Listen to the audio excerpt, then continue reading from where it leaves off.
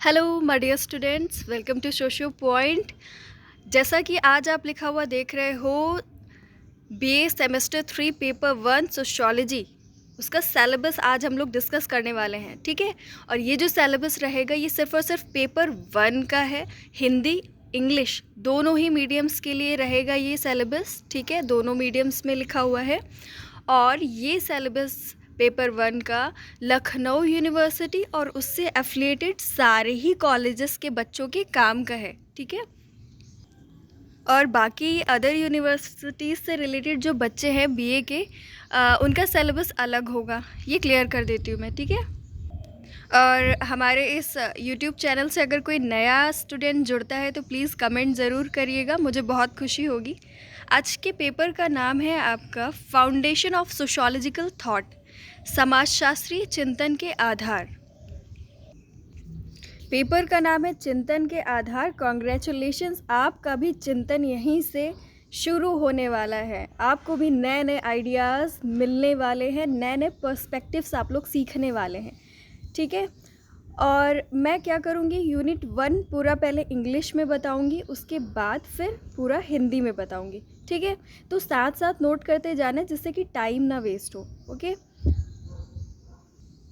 Unit 1 आप लोग देख रहे हो क्या है, modernity and emergence of sociology in west. ठीक है, आपके सिलेबस में क्या है, modernity and emergence of sociology in west, यानी कि पहले हम लोग देखेंगे कि सोशोलॉजी वेस्ट में कैसे आई। ठीक है, वेस्ट, नॉट इन इंडिया। फिर हम लोग क्या पढ़ेंगे, social economic and political factors. ठीक है, और इसमें जो ये जो फैक्टर्स है इसमें क्या क्या पढ़ेंगे, industrial revolution and the French revolution. ठीक है, ये दोनों मेन फैक्टर हैं, इसका मतलब है ना, यहीं से याद भी करना शुरू कर दो इम्पॉर्टेंट पॉइंट्स। ठीक है, ये फैक्टर्स पढ़ेंगे। फिर थर्ड पॉइंट में क्या पढ़ेंगे, इंटेलेक्चुअल सोर्सेस। ठीक है, सारा इसी से रिलेट करता हुआ है। एमरजेंस सोशोलॉजी का कैसे हुआ, उसके social economic and political factors पढ़ेंगे और उसके इंटेलेक्चुअल सोर्सेस पढ़ेंगे। इंटेलेक्चुअल सोर्सेस में आपको क्या क्या, अगर लॉन्ग आंसर आ जाता है तो ये सब लिखना होता है। Enlightenment, philosophy of history, political philosophy, social and political reform movements. ठीक है, ये आपका इंग्लिश मीडियम का यूनिट 1 हो गया। अब हम लोग चलते हैं हिंदी मीडियम की तरफ। ठीक है, तो ये हिंदी मीडियम का है यूनिट 1, आधुनिकता और पश्चिम में समाजशास्त्र का उदय या प्रादुर्भाव। ठीक है, दोनों वर्ड यूज़ करते हैं और एक आधे और हैं वर्ड्स जो कि सेम होते हैं, जिसका मतलब यही होता है कि उदय कैसे हुआ या प्रादुर्भाव कैसे हुआ। ठीक है, तो कंफ्यूज मत होना। हम लोग क्या करेंगे, पश्चिम में पढ़ेंगे। ठीक है, पश्चिम में कैसे हुआ, यानी कि वेस्टर्न कंट्रीज़ में कैसे हुआ, इंडिया में नहीं। ठीक है, ये सारी चीज़ें क्लियर रखना। और यहाँ पे हम सोशोलॉजी का डेवलपमेंट नहीं पढ़ रहे हैं, विकास नहीं पढ़ रहे हैं, ये भी क्लियर कर लो।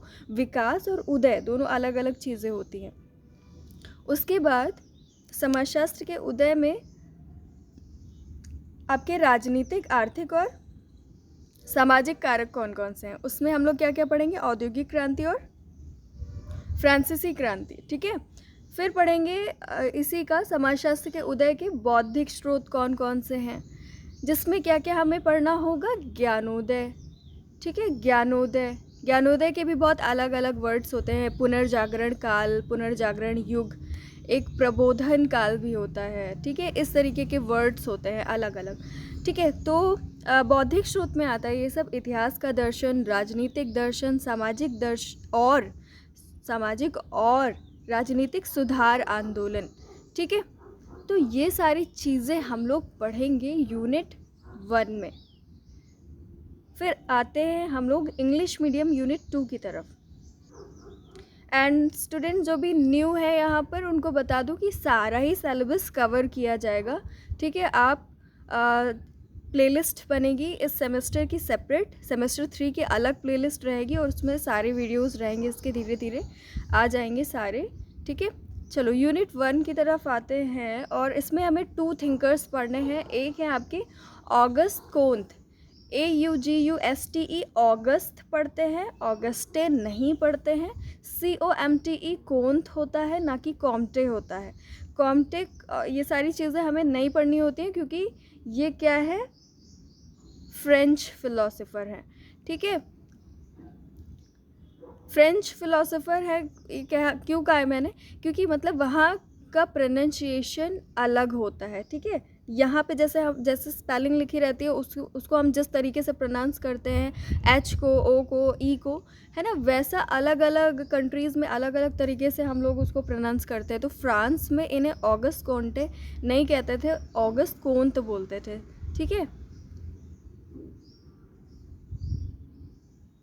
ठीक है, ऑगस्ट कोंत, यही सही प्रोनाउंसिएशन है। बहुत कम बुक्स में आपको ऐसे लिखा हुआ मिलेगा।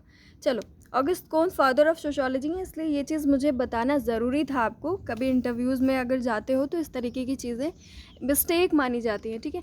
पॉजिटिविज़म पढ़ेंगे हम इसमें, ठीक है। ऑगस्ट कोंत को फादर ऑफ पॉजिटिविज़म भी कहते हैं। फिर पढ़ेंगे हायरार्की ऑफ साइंसेस, फिर लॉ ऑफ 3 स्टेजेस, बहुत इंपॉर्टेंट तीनों के तीनों। फिर आता है आपका Herbert Spencer, important in the sense सारे एग्जाम्स में आता रहता है ये, ठीक है। Herbert Spencer, organism, social evolution, social Darwinism, ठीक है। सोशल डार्विनिज्म वाली थ्योरी से आप ये समझ सकते हो कि हर्बर्ट स्पेंसर डार्विन से प्रभावित थे, ठीक है। अब आते हैं हम लोग हिंदी मीडियम की तरफ। यह है आपका हिंदी मीडियम का सिलेबस। ऑगस्ट कोंत का क्या क्या पढ़ना है आपको? प्रत्यक्षवाद, विज्ञानों का संस्तरण, त्रिस्तरीय नियम, ठीक है। प्रत्यक्षवाद के जनक कहे जाते हैं ये, ठीक। और हर्बर्ट स्पेंसर का देख लो, साम्यवाद, ठीक है। साम्यवाद, इसमें इन्होंने बॉडी और सोसाइटी दोनों का कंपैरिजन किया है, ठीक। और उसके बाद हम लोग क्या पढ़ेंगे? सामाजिक उद्विकास और सामाजिक डार्विनवाद, ठीक है। डार्विनवाद यानी कि ये डार्विन से प्रभावित थे। अब आते हैं हम लोग यूनिट 3 की तरफ। यूनिट 3 इसमें हम लोग सिर्फ और सिर्फ एमाइल दरखाइम पढ़ेंगे, ठीक है। पेपर 2 का भी सिलेबस मैं दे दूँगी, ठीक है। उसका भी वीडियो मैं कल बनाऊँगी और उसका लिंक मैं डिस्क्रिप्शन में दे दूँगी आपको, ठीक। फिर हम लोग आते हैं एमाइल दरखाइम की तरफ। इन्होंने बोला सोशल फैक्ट, ठीक है, और डिवीज़न ऑफ लेबर दिया इन्होंने, मैकेनिकल सॉलिडारिटी, ऑर्गेनिक सॉलिडारिटी, ठीक है, और एनॉमिक डिवीज़न ऑफ लेबर। फिर एक नई थ्योरी दी इन्होंने जिसका नाम है सुसाइड, एल्ट्रुइस्टिक। वैसे टोटल 4 सुसाइड टाइप्स बताए हैं इन्होंने, बट 3 इनके मेन हैं, वही आपके सिलेबस में है, एल्ट्रुइस्टिक, इगोइस्टिक एंड एनॉमिक। 4th का भी इंट्रोड्यूस करवा दूंगी मैं उसको भी आपसे, ठीक है। बहुत ही यूनिक सी थ्योरी है इनकी सुसाइड की, बहुत अच्छा लगेगा जब आप लोग ये सब पढ़ोगे, ठीक है। फिर हिंदी मीडियम के लिए एमाइल दरखाइम, हिंदी में सोशल फैक्ट को क्या कहते हैं? सामाजिक तथ्य। फिर श्रम का विभाजन का सामाजिक सिद्धांत, श्रम विभाजन का सामाजिक सिद्धांत, यांत्रिक एकता, सावयवी एकता।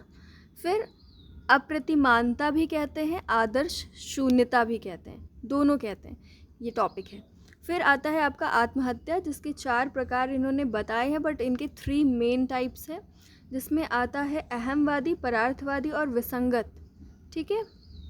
ये 3 तरीके के सुसाइड के टाइप्स हैं। उसके बाद आती है 4th यूनिट इंग्लिश मीडियम वालों के लिए, ये है आपका विल्फ्रेडो परेटो पढ़ेंगे, ठीक है। पूरे आपके पूरे सोसाइटी छोड़ो, पूरे वर्ल्ड में जितने भी एक्शंस होते हैं, विल्फ्रेडो परेटो कहते हैं वो 2 ही टाइप्स के होते हैं।